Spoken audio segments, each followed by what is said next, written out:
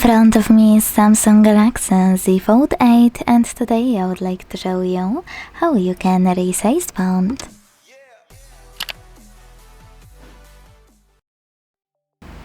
First of all, you need to launch settings and scroll to choose display section. Now scroll again, this time to choose font size and style. And when you're ready, operate this slider to adjust your font size. You can check out preview at the top. All of your changes will be automatically applied.